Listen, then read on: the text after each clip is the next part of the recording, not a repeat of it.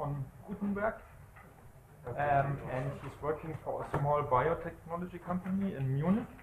It's called ibidi GmbH, and what they are doing actually, they are manufacturing cell culture dishes or advanced cell culture dishes, and perhaps also something else, I don't know. And he will talk about cell migration assays. Right, thank you. So, so basics about cell migration first. So you heard a lot about cell migration already, I think, but okay, but it's basically movement from one location to another, responding to some event or to some biological signal, or to some environmental signal. And why is this important to assay the cell migration? And cell migration plays a critical role in a large number of biological processes and diseases. So that's why it's very important. And when you want to assay the cell migration, then I think most important is that it's easy to access. So your experiment is easy to do, and the setup is easy. And also reproducibly. That it is reproducible, because if the results differ from experiment to experiment, it's not very nice. So the main aim why people are doing this migration assay experiments is that they want to understand the cell migration better and to develop novel therapies and to prove the treatment of diseases. So some example. You've heard it already this morning. I mean, so the metastasis. So out of your primary tumor, tumor cells can move out through the extracellular matrix and move into the bloodstream and move through the bloodstream and go to some and form some distant metastasis somewhere else in the body. And so this is the one of the main problems where you have cell migration, and also for like infection, the cells have to move towards the infected site, and also wound healing. That's very, very important that cells are moving into the wound and closing the wound, and also for like autoimmune diseases, their cells are moving to points where they shouldn't move and causing diseases at that point. So these are just some small examples where cell migration is very important. And so this is from some survey from 2012. There were people who were asked what kind of migration assays they frequently use, and so most of them used like Boyden chamber, transmembrane chemotaxis assays. I will show you that later. Next one was wound healing assay, scratch assay, 20% of them, and then cell invasion assays are very important, cell exclusion zone assays, and and then only smaller fractions. So these four migration assays I will show you. That will be the main topic of my talk. So these four different assays. Mm-hmm. One question: is this does this refer to public-funded research, so in the open domain, and will industry use similar assays, or is that an entirely different world with different techniques? So this was for researchers mainly. So they asked, they sent like questions to the researchers, and so it's in research, and it's from 2012, but there is no newer thing from it.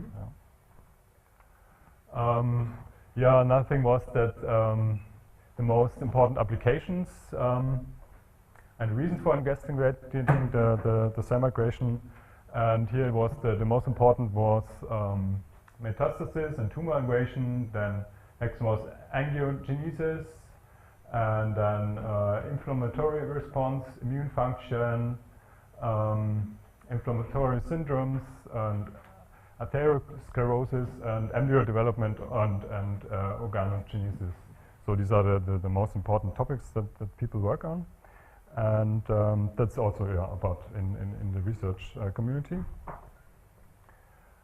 And so migration assays, they are distinguished in like mainly two areas. So like the first one are the 2D migration assays, and so there are the direct 2D cell movement on a substrate is assayed, and basically on plastic, glass, or like extracellular matrix fibers. And so there's no obstructive fibers or fiber network there that so cells can freely move on the 2D space.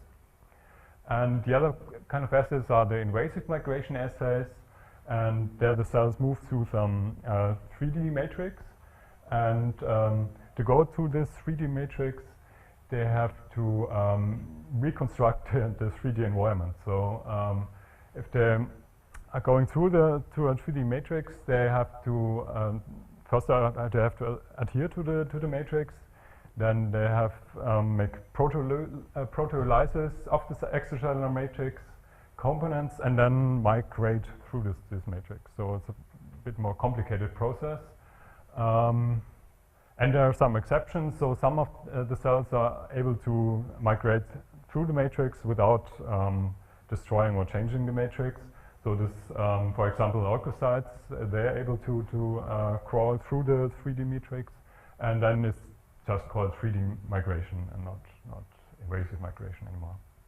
So these are the basic kinds of migration assays. And yeah, first of all, to the 2D migration assay. As you already saw in the survey, most important, or most of people are using these transfer migration assays. What you basically have here is two medium containing chambers, and so there's medium below and medium above, and here is some porous membrane in between, and you put the cells on that, and then you put some chemoattractant down here, so you can assay chemotaxis with that, and from the chemoattractant cells start to move down through the porous membrane. So yeah, so they can crawl through the pores of this membrane, and so the pore size is normally between 3 or 12 micrometers, and yeah, so you set up the experiments, you put in your chemoattractant and the cells, and then you wait like 24 hours and check how many cells have moved through the membrane. And to do that, you have to normally remove the upper cells. You have to use some cotton swab and remove the upper cells, and just count the cells that are in the lower compartment of this assay. And yeah, so the movement by the cotton swab is normally not easy, and you can sometimes don't remove all the cells. So people also use sometimes black membranes, so and fluorescently label the cells, so that by using the black membrane you just see the lower cells and don't see the upper cells, because the black membrane is not transparent. So that's how they look like normally, these assays here. This is a 12-chamber assay, and they can go up to 96 well plates. And so this transfer migration assay was kind of invented by Boyden, and in his publication 1962 it was first time published. So this is again, here you have the membranes with these pores, and the cells have to crawl through the pores, and then they stay attached to the membrane on the lower side, or they drop down to the bottom. And so the advantage of this assay is that it can be really easy preparated, and you can do high throughput because 96 well plates are also available, and there are many different culture inserts with many different pore sizes and that available. So that's yeah, it's quite easy to set up your experiment. And but okay, the disadvantages is that you can do no microscopy observation, so you cannot look into it because your cells are sitting up here somewhere above, and so you can't. And the membrane normally is also not transparent, so yeah, you can have no microscopy observation, and you have the gradient does it up here. So down here is the chemoattractant, up here is the normal medium. So the gradient of the chemoattractant just appears along the membrane, so it's a very short step-like gradient.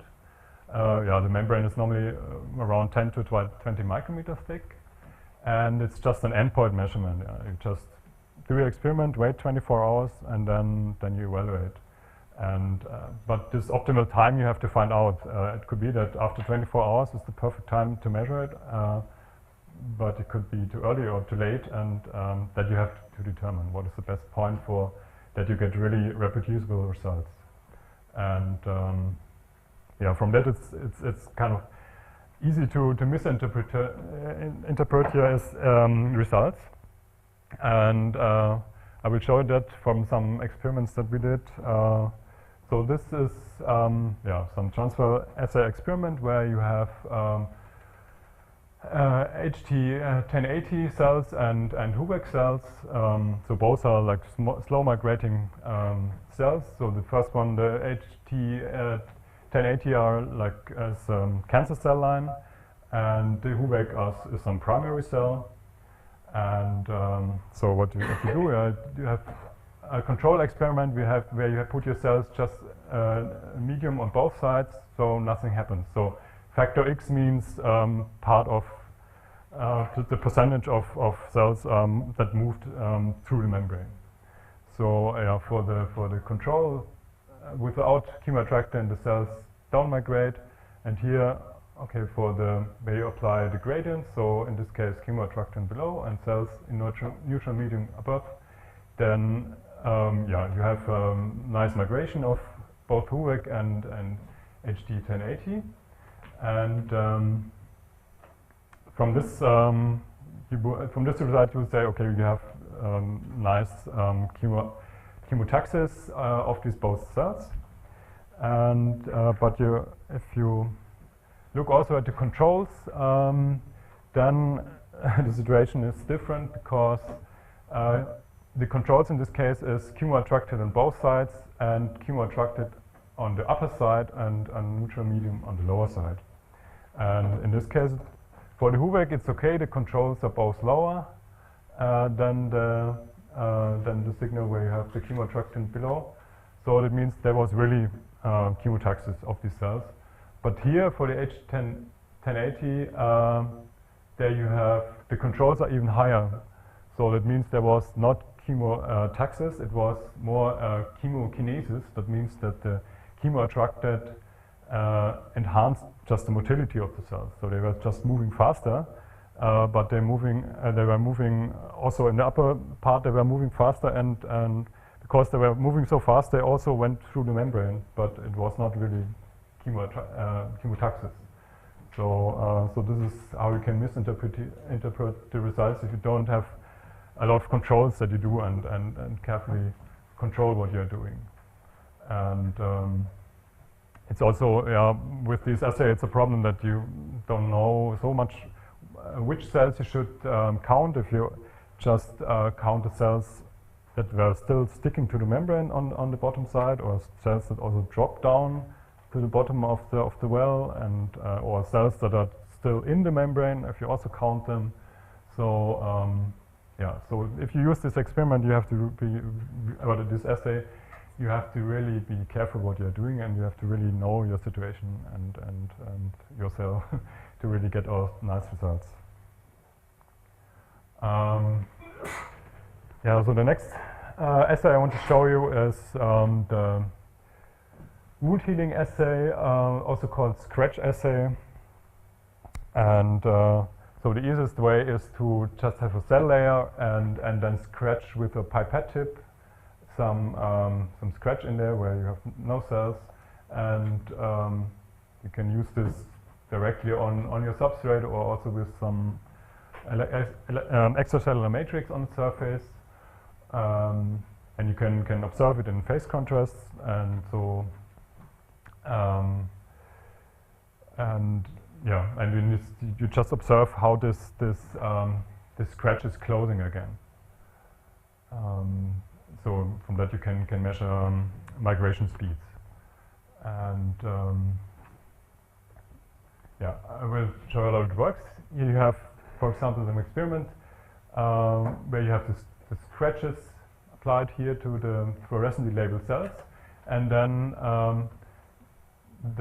they applied different amounts of dasatinib. This is some reagent that is used it's some tyrosine kinase inhibitor, and it's used for leukemia patients.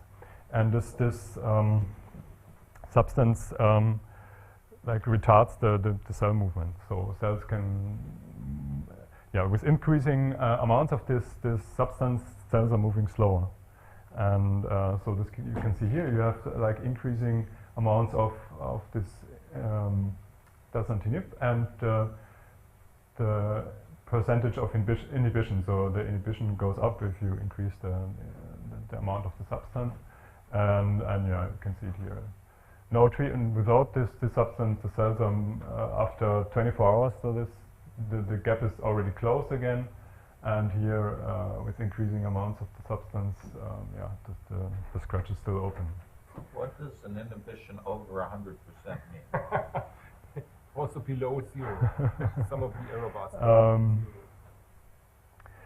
Yeah. Okay. This is. I think this is because of this very large error bars, and so this also kind of shows that the method is kind of very noisy.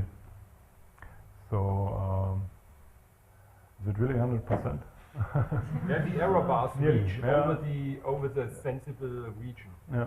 You have error bars that be above 100 and others Yeah. below 0. This is just because it's not a symmetric error in reality. Yeah. They have misrepresented it in this plot. Yeah. So I stole it from this publication. So. Well, you wrote it there. It's about stealing. Yeah. So yeah, but yeah, it really shows that you have this is. I mean, yeah, the a bit on the next slide. So the disadvantage is that the scratches are often uneven thick. So you can see it here. Yeah, like you have, it's not a really nice scratch.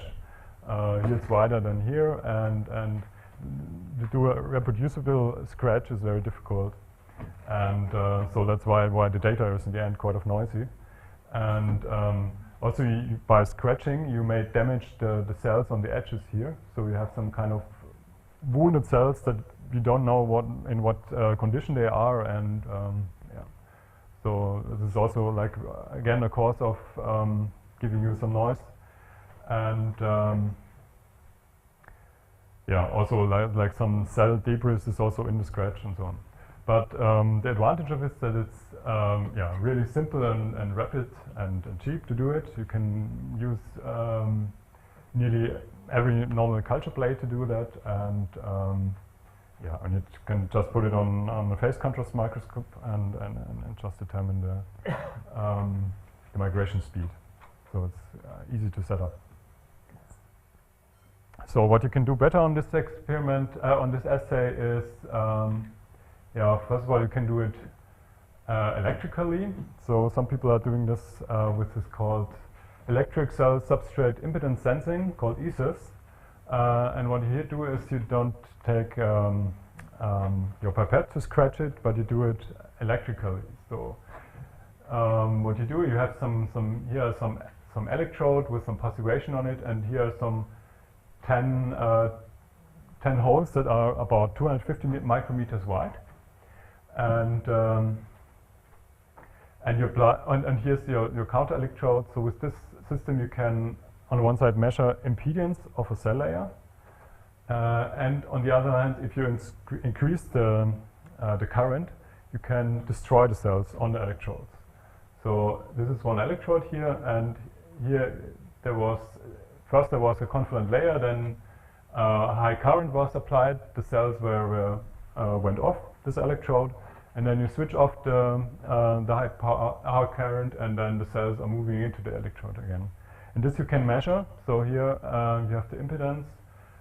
So this is the confluent signal where you have the cell, the electrode covered by cells, and here you put on the wounding, so you the high current, and then you observe it, and so here after like 10 hours the cells were migrating into the electrode area again. So this is kind of nice because you can measure automatically, and you can can measure electrically, so you don't have to do image processing, and so the area is quite defined because it's so the area that you wound is 250 micrometers wide circle, and but still you may have the problem that cells are on the electrode that were some cell debris, or on the edges you maybe have cells that are kind of partly destroyed and also give you some strange signals. So so this is better than doing normal scratch, but still there might be some problems. So that's why people are using cell exclusion zone or fence assays. And what you do here is you put in some stoppers or rings that where you exclude cells or fence cells into some certain area, and so you first put in like the stopper here. This is some kind of silicon thing that you can put in here, and then you put the cells in and wait until the cell layer is confluent, and then you remove the stopper, and then the cells will migrate into this excluded area. And again, can be observed by phase contrast and evaluated by image processing. And again, you can use also coatings, collagen, fibronectin, whatever you want. And so this is how it looked like then. So first you have this nice excluded zone. In this case, it's a 2 millimeter wide circle, and then the cells will grow into the circle and close the circle again. And so this is from Platypus Technologies, and they used some breast cancer cells to do that. And so the advantage of that is that you have really nice reproducible sizes of the exclusions. Of the exclusion zones, and we have really sharp borders, and there's no damage done to the cells because you don't do the scratching or electrical scratching, and it's all again well standardized because you also can buy like up to 384 weld plates already, and also different formats available and so on. The disadvantage is maybe that you have, even if you have a 385 weld plate, you have to remove all the single stoppers in that. So that's kind of time consuming. And so there's one alternative, I think there's one company that sells these dissolvable biocompatible gels. So these gels just decompose after 10 hours or 20. So that this exclusion zone is formed by just that the polymer goes into the solution. But then, okay, the starting point is a little not so nice defined anymore.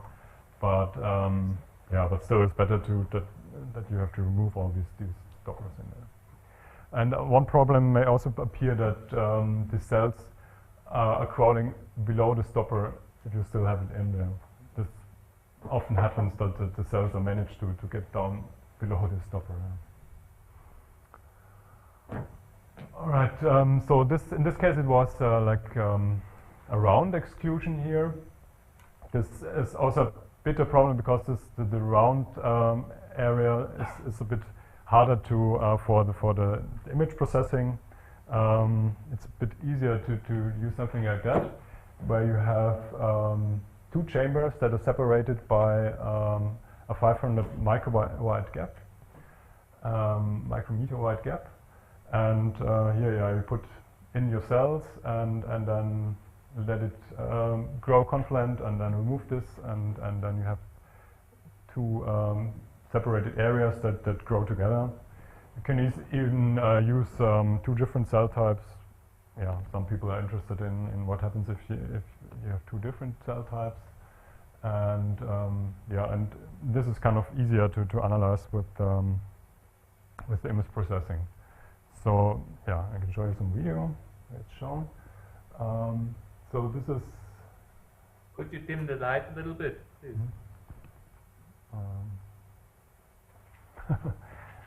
But there's Probably gone. someone behind the wall and usually Okay. I don't know. Okay.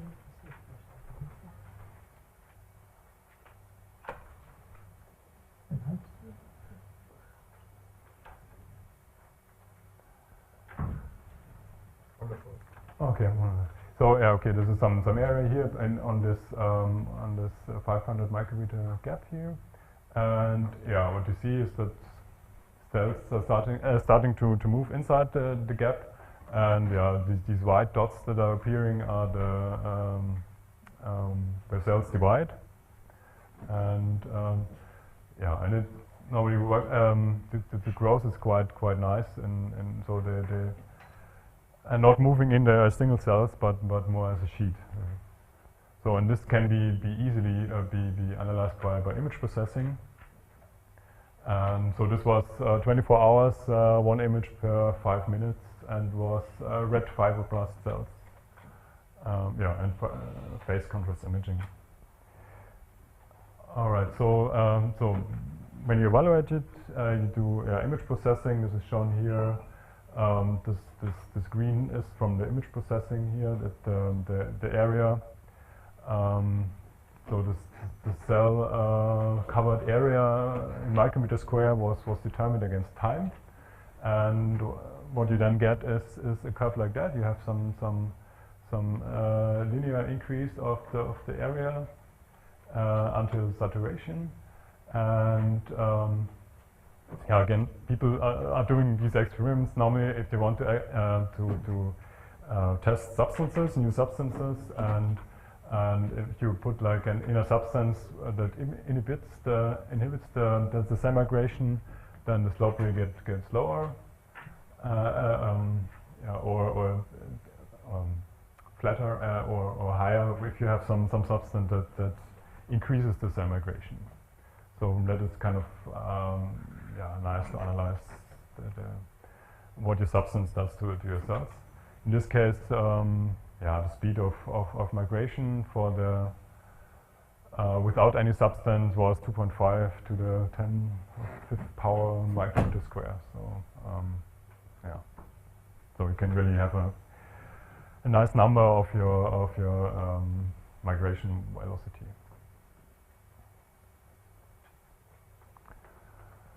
All right, some other assay I also want to show you is a spheroid migration assay. This is also quite interesting because here you have a bit different situation. You have first this multicellular spheroid. So this is there you are much more yeah, to the natural case that you have not only cells on 2D, but you have some 3D cell also yeah, to say like microorgan, and can see what happens with that. And so you have to, yeah, first of all you have to culture a spheroid. So there are not these plates called hanging droplet plates. So there's some droplet hanging in this plate, and you put your cells in, and after some time the cells are forming some spheroids, so they're some small yeah, microorgan, and because they cannot attach to the water-air interface, so they have to attach to each other and form this kind of small sphere. And yeah, so first you culture these spheroids, and then you put it in some cell culture well, put it on the surface, again just on glass or on extracellular matrix, and then this spheroid starts to sprout. So cells are moving out of this spheroid, and so they're doing concentrically around the spheroid. The cells are moving out, and yeah, again you can do phase contrast imaging of that, and can test your substance if the cells are growing faster or slower. So that's how this migration analysis of a spheroid looks like normally. So this was the spheroid at the beginning, and the cells were moving out in these kind of sprouts. And so this image analysis that was done that counted the length of the sprouts here, and then you make some graph where you put the cumulative spheroid sprout length on, and so this was the control, and then you put some growth factor in, then the sprout length is increased, and then okay, there was substance 1 increased it even more, and substance 2 decreased it again. So yeah. So the advantage, as I said, is that you really have some 3D structure, and it's more like a physiological tissue-like morphology with close cell-cell contacts. So it's not so artificial anymore. Then 2D migration of single cells, and so it's kind of more like a migration of cells out of a small cancer cluster, and so it's more into assaying the real situation that appears in the cancer. Yeah, disadvantages. Yeah, you first have to form a spheroid. Not all the cells are doing that, so you have to have some special cell types that are really forming spheroids, and you also need some experience with that, but because yeah, it's kind of not so easy to do this spheroid culture. Yeah, so finally on this 2D cell assays, I'm going to show you the single cell motility assay. So it's just putting cells on a flat surface and checking with a microscope what they are doing, how they are migrating, and so first people use this gold colloidal particle. So they covered the whole surface with small gold colloidal particles, so somewhere in the nanometer range, and then let the cells move on that, and the cells are eating up these particles, and you see then the traces on the surface.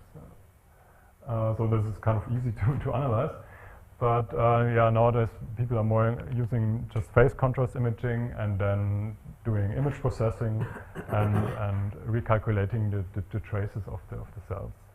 And yeah, this is also kind of nice. You can also automate it with image processing, and also high throughput is possible. And again, can test drugs, what influence they have on single cells that are moving on the surface. And yeah, so this is, for example, dictyostelial cells that are migrating in the direction of some nutrient gradient. So these cells are really nice moving along a gradient, and these colored lines are the traces. So the image processing was overlaid over the video again after it, and so yeah, as you see, the cells are really moving nicely in one direction. So these dictyostelial cells, they are really trained on going into the direction where the nutrients are, and yeah, so this method can really nicely analyze the tracks, analyze migration speeds, and so on.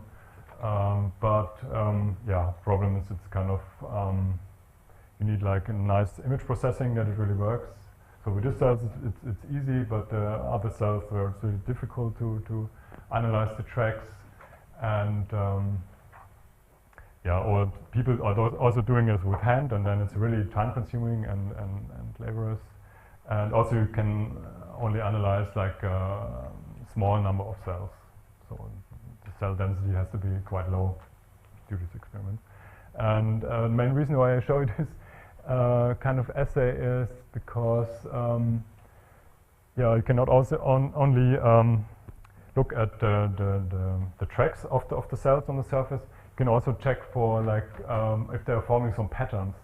In this case, there's some so-called tube formation assay, and it's with this you assay the angiogenesis, and so you put on some gel layer, you put cells, let them attach, and then you add some growth factor that induces angiogenesis. The cells in this case were human umbilical vein endothelial cells called Hubeck cells, and they are able to form these structures here, like these tube structures. And so this is kind of a small vessel network already. So they're able to form these vessel networks on a 2D surface, and so this assay is used to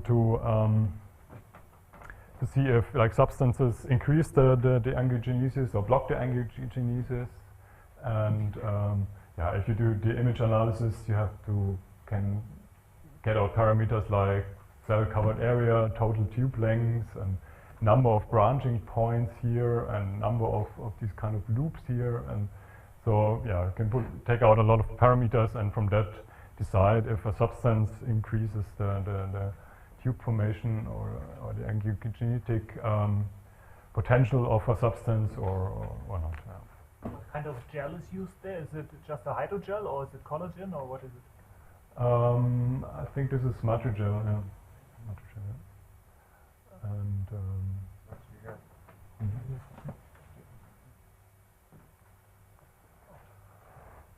all right, so finally there's microfluidic chamber assays can also be used for chemotaxis. There are two chambers that are known from the quite well from the literature. One is this Sigmund chamber, and that was published in 1988, and also this is shown here, and also the Dunn chamber from 1991. And what you basically have, you have two reservoirs where you can put, and one can be put in cells or medium, and the other one you put medium and a chemoattractant, and then cells can move through this channel to the other compartment, and then you measure the cells, or you count the cells that were able to migrate through the channel. And so this is from this kind of Neuroprobes Incorporated company. So here they do it in glass, and here's this barrier in the middle, and you put in some your cells, and then you put some glass microslide on there.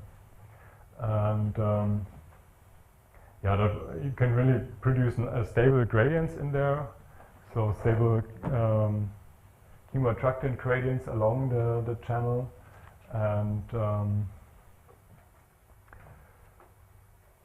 so the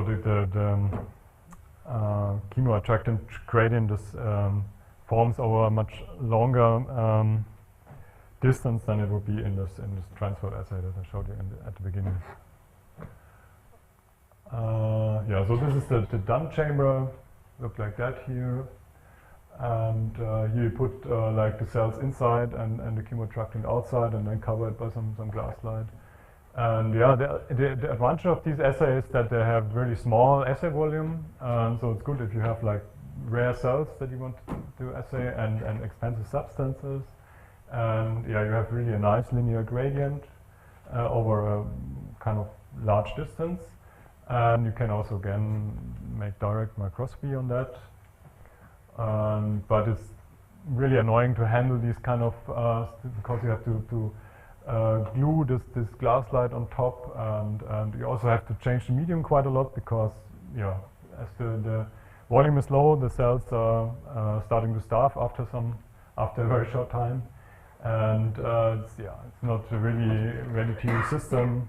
You have to prepare it a lot, and it can also be automated. So what you can get today for that is also plastic consumables, where you have some it's hard to see, but there's some channel in the middle, and you have two chambers. On one there's the chemoattractant, and here's the medium, and you put your cells in the middle channel here, and apply some gradient to the cells, and yeah. So this is here it's shown here the cells in the middle, and here you have the chemoattractant, and here the medium, and then the gradient is forming along this channel. And yeah, here the gradient is shown yeah, after 12 hours you have a stable gradient over like 24 hours. So yeah, you have like at least 24 hours time to make a cell experiment, and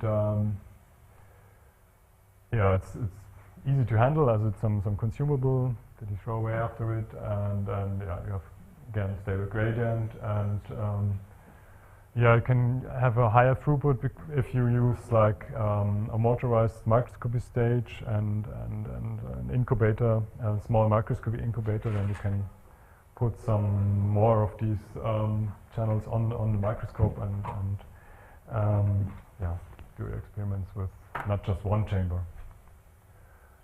So this is some example experiments. So yeah, this is how these slides look like. They have like one. Yeah, they have for one experiment and two controls. Yeah, so we have three chambers on that. And so here this is again the HT1080 cells, and you have an fetal calf serum gradient, and so there was the chemoattractant, and the cells were mainly moving up to the gradient. Yeah, so these are the traces. And yeah, this was a 24 hours experiment, and yeah, every 10 minutes a picture was taken, and yeah, 10% fetal calf serum. So if you have done these image analysis, you have these traces here.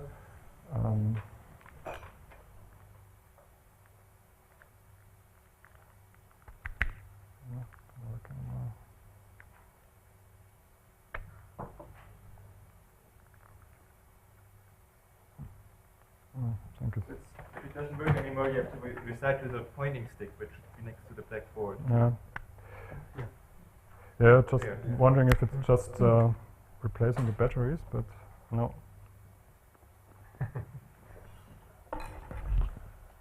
Okay.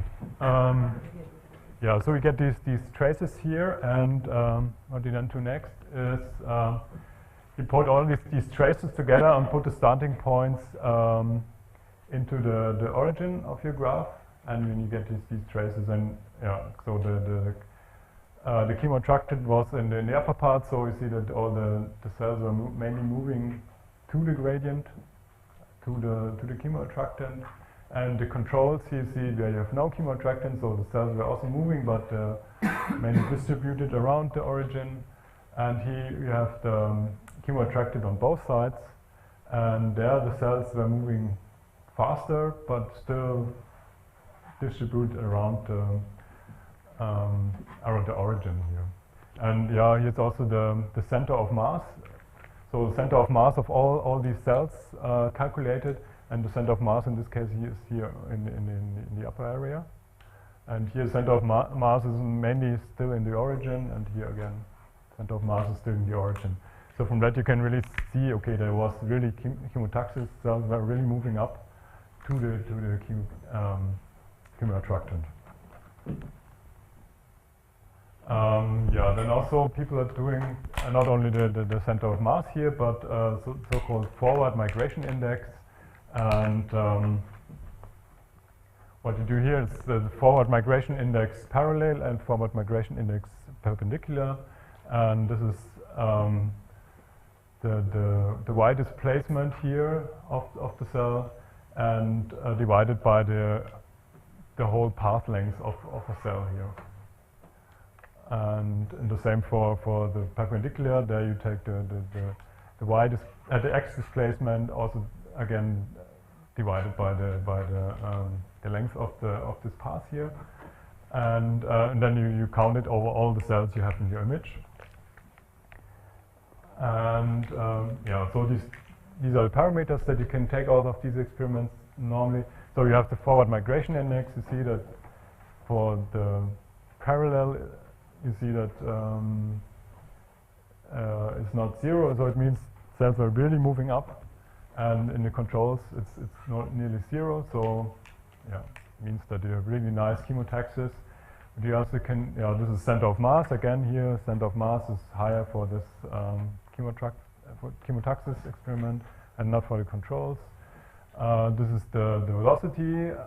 Yeah, here you can see that where you have chemoattracted on both sides, the velocity was higher, but yeah, this is then so-called chemokinesis. The chemoattractant just induced that the cells were moving faster.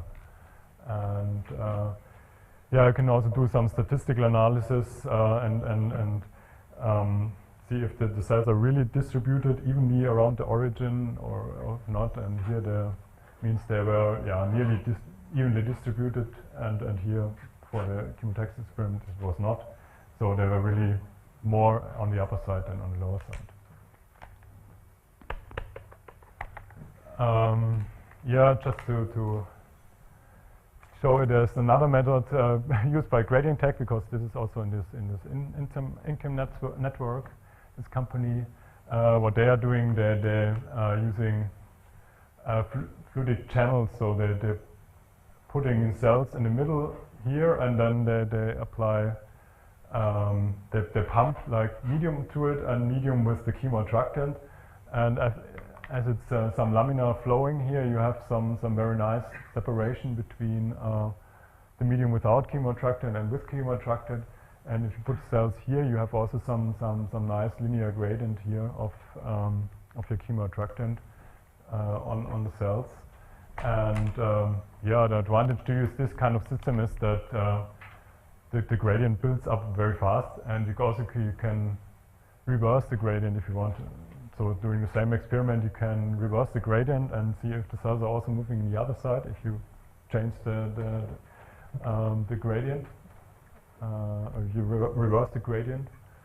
So yeah, but still you need 2 pumps, and so your experiment becomes more complicated.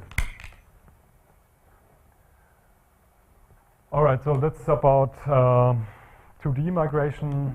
All I wanted to tell you about that. Now I'll tell you something about invasive migration assays, and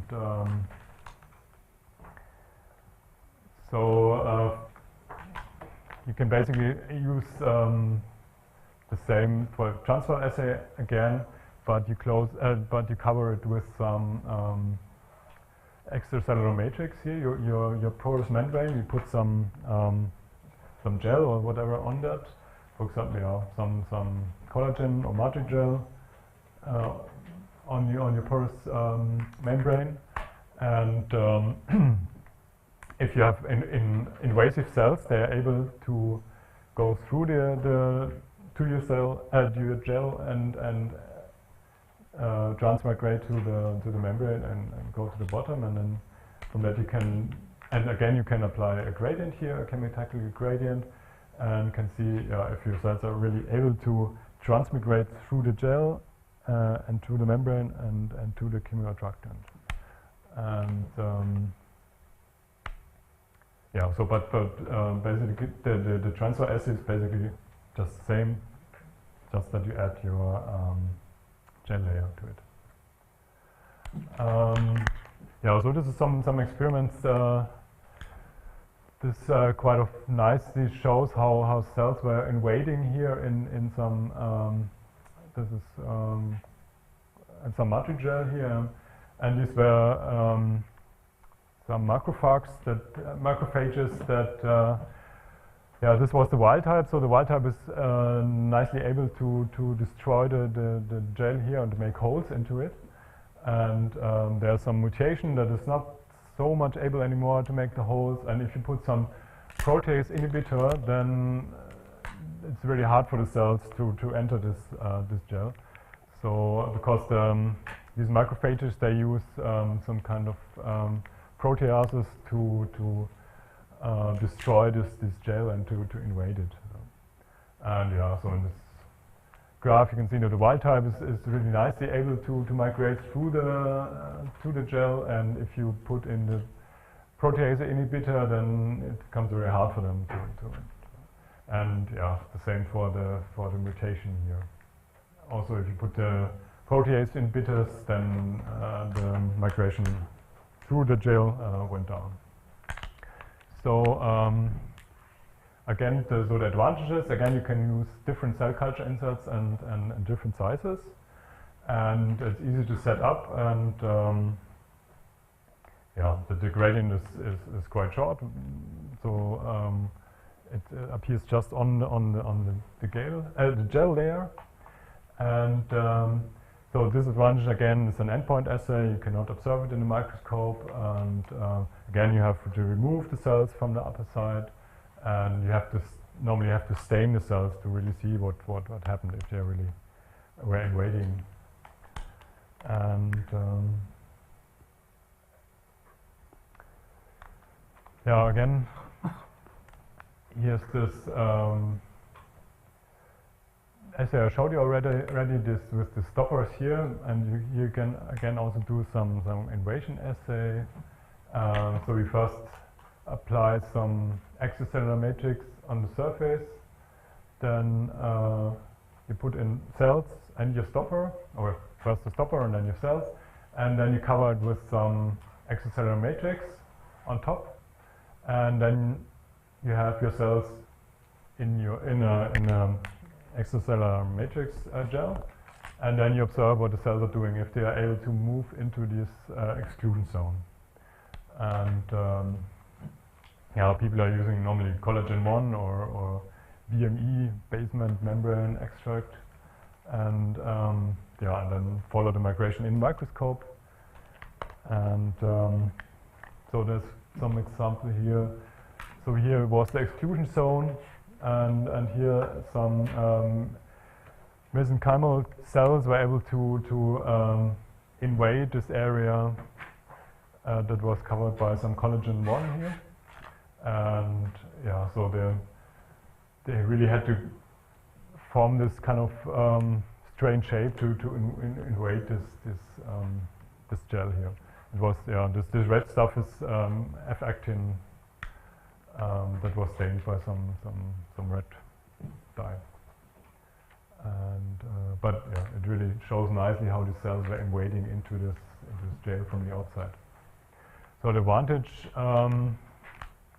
is that it's again well standardized assay format that you can buy, and it's easy to set up, and yeah, you can do microscopy analysis, and you can directly study the cell morphologies, because they are normally they have to deform if they want to invade in some 3D gel, and but you cannot apply any chemical gradient, but a lot of people want to do. So this is not possible, and yeah, it's more like single cells that are moving into the gel here. So you have no real cell-cell contact in there. All right, so also what you can do in the 2D case where you are tracking the cells, you can also do it in 3D. And check what they are doing, the cells, how they are migrating in a 3D gel. Here it becomes a bit more difficult because, yeah, for 2D it's easy to focus the cells, but in 3D it's, if you focus on these cells, maybe the cells up here are defocused, so it's kind of more difficult really to get nice images out of it. And so there are like different microscopy methods that can do, yeah, can more deal with this 3D situation. And I want to show you one. This is kind of recent method. It's called a digital holographic microscopy, or a DHM. And so in this case, it's also like L929 fibroblast cells, and they're in some, I think, 100 micrometer collagen gel, and with this digital holographic microscopy, you not only measure the intensity information, or you determine the intensity information, but you also can determine phase information of your light.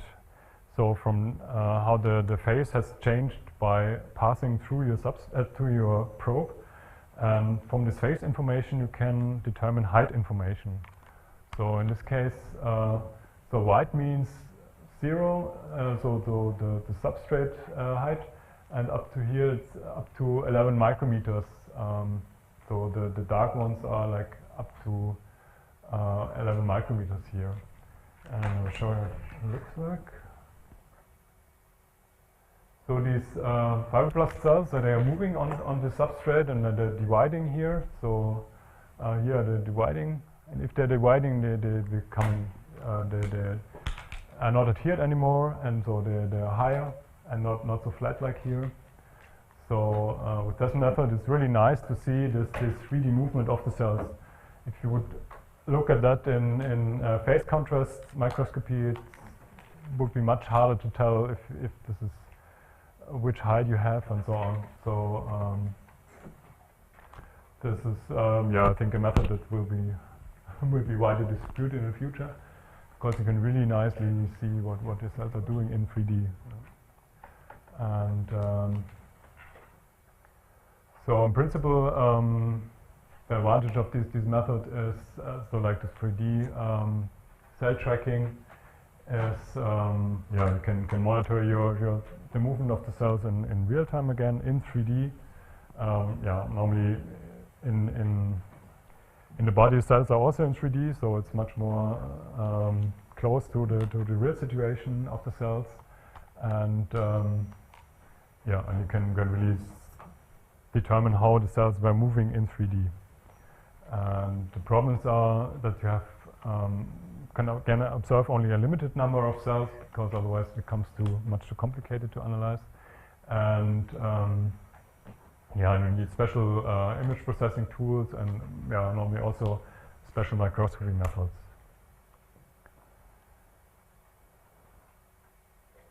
All right. This is also some 3D invasion assay, but it's a bit different, because in this case you have like a thick gel layer where you put in some fibroblasts. So this is kind of similar to the human skin, kind of. So it's a model for a human skin. So it has some extracellular matrix gel where you put in some fibroblasts, and up there you put in some maybe cancer cells, and then you observe what the cells are doing if they are able to invade into this gel. And so these gels are normally collagen gels, and they are a few millimeters thick, so really thick. And you observe the vertical invasion of the cells, and and you have subcutaneous fibroblasts in there, and normally these thick gels it's normally not so easy to observe by light microscopy and so on. That's why people are normally cutting these gels into thin layers, and then so they stain the gel before, and then they cut it into very thin pieces, and then analyze it. And but it's used as kind of a model for skin cancer cell invasion. So these are normally skin cancer cells that are used here. And so this is just some image where some cells were, this is in this case, also it's also fibroblasts that were moving into this gel. So the gel is these white fibers here, and the cells go through this 3D network, and you can really see how the cells has to deform very strangely to pass through this gel here. This were some kind of mesenchymal cells again. And yeah, the advantage again is close to the in vivo situation of invasion, so it's really kind of closely like the situation in the body. And yeah, in this case you have two cell types, so it's really you have the fibroblasts and you have the cancer cells, and so it's really kind of close to some cancer model. And but okay, the preparation is quite intensive, and you need special equipment, like you have to cut these gels, you have to have some special cutting devices and so on. So yeah, but in principle it's a very good model for skin cancer. So finally, again, you can also use these spheroids in 3D, and then you have to culture the spheroid before that again, and then you put it into some gel and see what happens, and again the cells will move out of the spheroid if you have like invasive cell lines like HT1080, or so these are some breast cancer. These are breast cancer cells here. This MB231 and MCF7 are also breast cancer cell lines, and they are very invasive. And if you make spheroids of them, they will really start to invade the gel. And yeah, again, you can try to follow this invasion by light microscopy, yeah, so like normally also collagen 1 or BME gels are used, and I'll show you some nice video about that. So this was also some again this chemotaxis slide where you have this channel where you can apply some chemical gradient on there. And these were the MCF7 breast cancer cell line, and so here's the chemoattractant, and so in this channel there's some kind of small compartment where the spheroid was put in, that it doesn't move so much in there, so that it's fixed in the channel, and this was like observed 84 hours, and yeah, again, it was in a collagen gel and fetal calf serum as a chemoattractant, and yeah. So we started. So here's the chemoattractant, and you see that cells are growing out of the spheroid, and they're mostly going to do that direction, and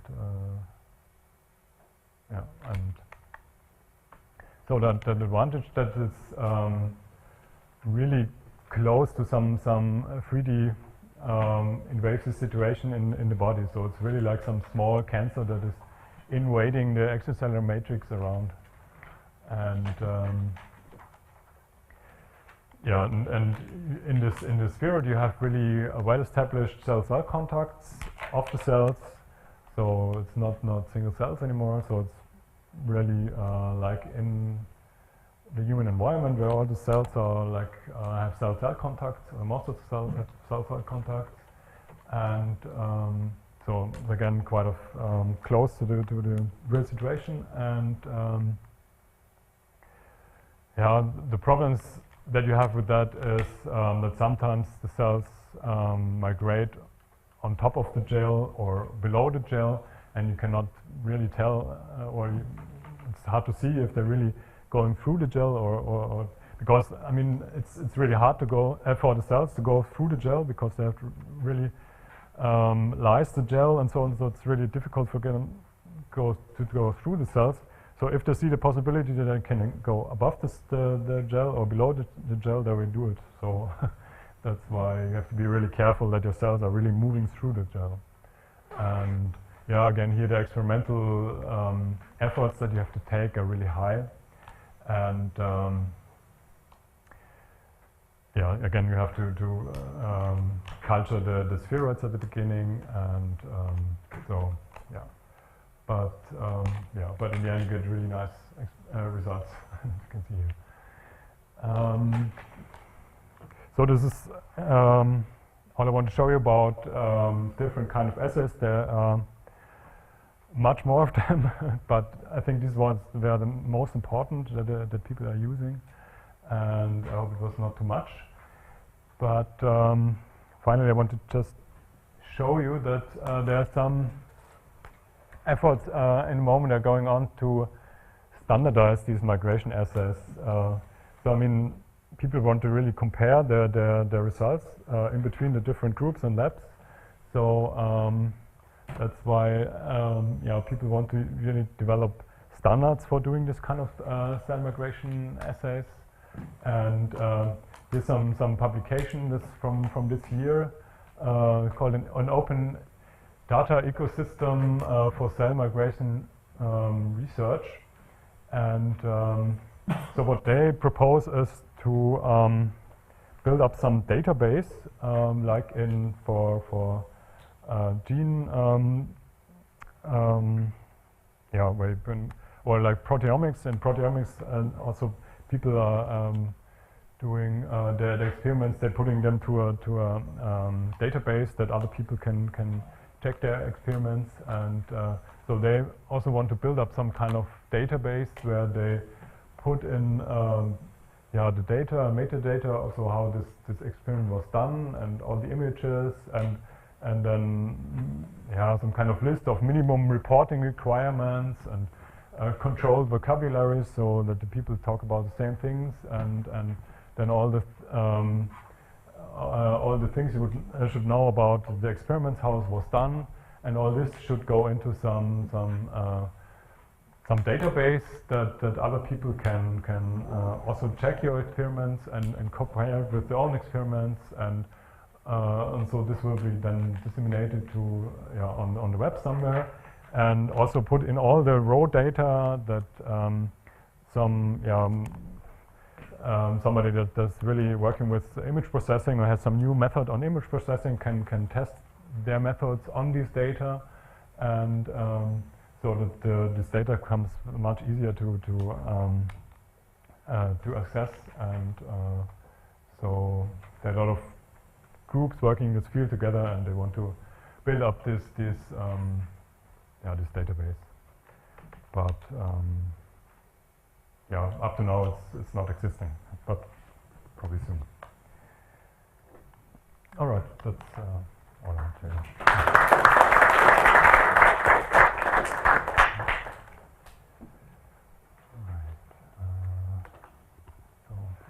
Questions remaining? Yeah, so I have a question. Is it at all possible to validate these assays? Because you presented a model for what happens in vivo. Is it at all possible to validate them?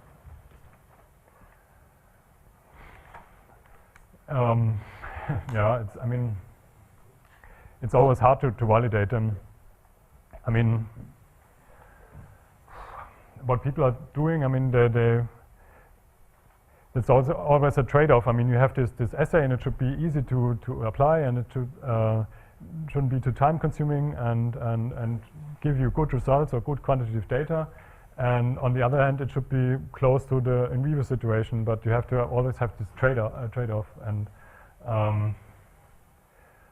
then it's I think people are validating by they did first, for example, if you have a new substance that you want to apply as a medicine in the end, you have maybe first you try it on these assays and see if you have some for example, if this growth of these spheroids is decreased, and if this works out good, or you have nice results, and then you can try it on animals and so on, and then probably validate it on animals. Except that the problem with that is that if you've got the wrong model, you might end up throwing away a chemical that would be perfect for the animal. Yeah. I mean, unless you've validated your model, first of all, how can you test treatments on it? Yeah, that's it's somehow difficult. It probably answers that this is the best we can do. Yeah. there isn't any alternative, presumably, other than just killing lots of animals. Yeah. And then, as you pointed out, actually the only alternative is to kill lots of humans, because the animal might be a totally different model to the human. Yeah. That's another kind of Most of the assays you showed are monocultures. And so, which of those, if any, are more susceptible to organotypic and co-culture applications?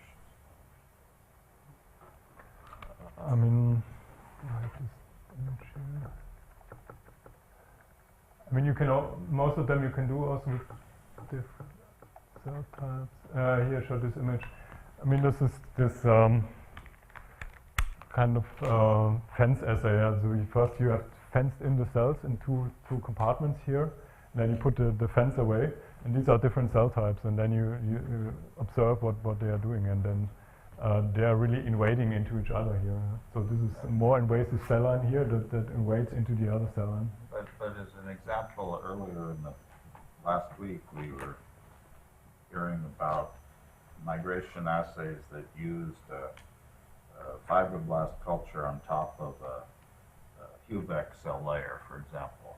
Mm-hmm. So they're more organotypic for vascular and intravasation, extravasation. And there are a lot of cell types that you might be interested in, for example, in cancer transformation, that don't grow unless they're co-cultured appropriately. I mean, you want to look at hepatocytes, they don't really like growing on their own, and if they do, their behaviors are non-typical. And so there's a whole, I mean, of course, there's a huge industry now in trying to build these organ-on-a-chip culture systems, but it would be nice to be able to do a simple assay in a controlled way, also with a reasonable co-culture system. Yeah, so what I showed here is what is mostly now commercially available, and these cultures that you mentioned are, in the moment, are not available, and because it's really hard to really make reproducible experiments with that, because it's already complicated to use one cell type, and if you have more than one cell type, it becomes much more difficult. And I know there are. I mean, I've seen companies that are trying to do these invasion assays in organotypic culture, commercialize them. I don't know. Yeah, there's one company in Raleigh, I think, that was. Yeah, just don't remember the name, but there's one assay that they have 3 different cell types and they are waiting each other. Yeah. But this is this is really commercially available already, but this is really for experts. I mean, the cell culture is really difficult, and there are really big protocols that you have to really stick on and to it. And if you do everything correctly, then I think they really work. But there are not many examples of these kind of things. Maybe this ties back to the question, what is an assay? Most people that buy from a company think an assay should be something where you get a simple recipe and you follow it and it works, and then you write your paper. This is the idealized case, and so it can't be simple enough in most cases, actually. Yeah. And that's the problem about this Beutenschema assay that I showed you at the beginning, that people are doing the experiment and they don't do so much controls and they just publish it, but it's just wrong what they are publishing. But they don't care because it's a nice result. Yeah. Nothing is as bad as a quick, nice result. Are there any more questions? This is what I really fear a lot in the approaches. Okay, then let's